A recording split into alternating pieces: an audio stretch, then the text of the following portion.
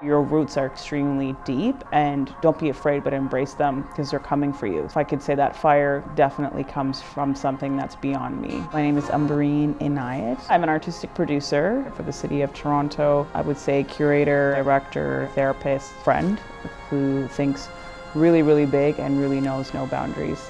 I was born in Scarborough in Toronto. I'm not going to tell you what year, but my mom has 3 brothers. One of her brothers came to Canada for immigration and just, I guess, to find a better life. My mom went to be with her family and she didn't want to come here. My father and her came here because of the lineage that she was following, but for a while she tried to, create a little Pakistan in the house. Strict enforcement where I wasn't allowed to speak English. I had to wear Pakistani clothing. I had to learn how to cook and write with a calligraphy bamboo rod that you put in ink on what was called a takti, which was like this wooden, I don't know, something you'd probably find in the Royal Ontario Museum right now. It was hard. I think that they came in the hopes of a good life, but I have heard stories of how learning that your education isn't valid was something new to them, so they had to decide whether they were going to go back to school or whether they were going to pursue something else. And I remember my mom saying, I'm a nurse, practitioner, I've delivered babies at home, like why do I have to go back to school? And then she didn't, she ended up babysitting and then working in a factory. And same with my dad. He used to be an art teacher in Pakistan, and then here, he got a job in a factory. My ambitions growing up was definitely to make a difference. I always wanted to do something creative that brought everybody together for a specific cause. So I think I was like 9 years old and I wrote my first play about racism, and I read it out to my teacher and I made everybody perform during recesses, and then I was like this ringleader. I was very, very young, but it had come from sort of feeling like I was different all the time. I wanted to address that as much as I could and bring people together, and I was always writing stories. It evolved from that very nugget of wanting to create something that's about accepting differences through storytelling and connecting people to each other. I always felt like the world is my oyster in a sense, but when you have too many choices in a way, it can be like paralyzing. So I remember having like existential crises when I was like 9, and then maybe at 15, and then another one at 24, and then another one like last year. But it was just this idea of, well, I have this life, how do I make the most of it? And it does stem from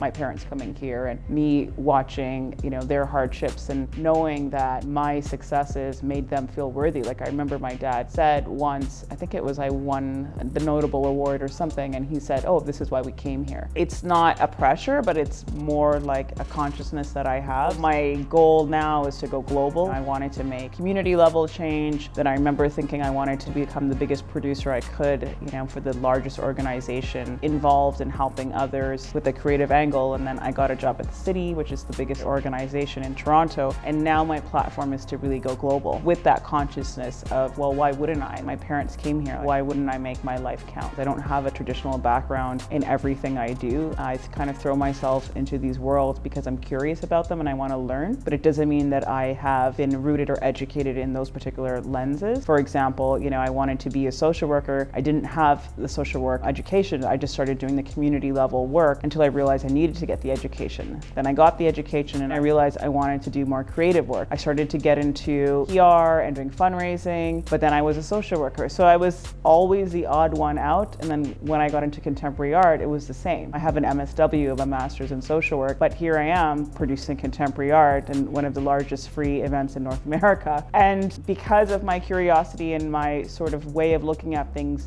differently, it helps me get there because I see people and I don't see the status or the narrative that's behind them. Having said that, it's made things difficult for me because I've always had to work harder to prove why I was worthy to be there. When I decided that I wanted to do my best to change the game in the contemporary art world and make it more accessible to the public, I felt that music was the way. Music is something that has no boundaries, and I feel like art shouldn't either. In terms of the art speak, they're all the people who speak the same language, and I want to really speak multiple languages and sort of create an opening for people who may not feel like they have a seat at the table. So when I started to think about what could be that tool, large part of that was music. No matter where you are in the world or what status you have or how much money you have, a song or anything instrumental can make you feel healed, love, or connection to each other. We grew up with my parents and my uncles and aunts singing songs and playing the baja, and so I went back to that childhood memory. In 2015, I went and thought about approaching Director X, or that thought came to me, and I trusted that bold thought, and I found my way to him. He had said yes to working with me, and again, me not having any experience in new worlds, I just sort of said to him, like, I want to go on this journey with you if you want to go on this journey with me, not knowing each other, not understanding necessarily yet who we are and what we stand for. Many bumps and triumphs along the way. The project that we created through this honesty and real work was one of the most successful projects the history of Nuit Blanche has ever created, with like millions of people in attendance. And then of course, you know, the icing on the cake was it going on tour with Drake. That's something I'm extremely proud of, and I'm excited to see that the power of music and art just overtook anything that I could have ever imagined.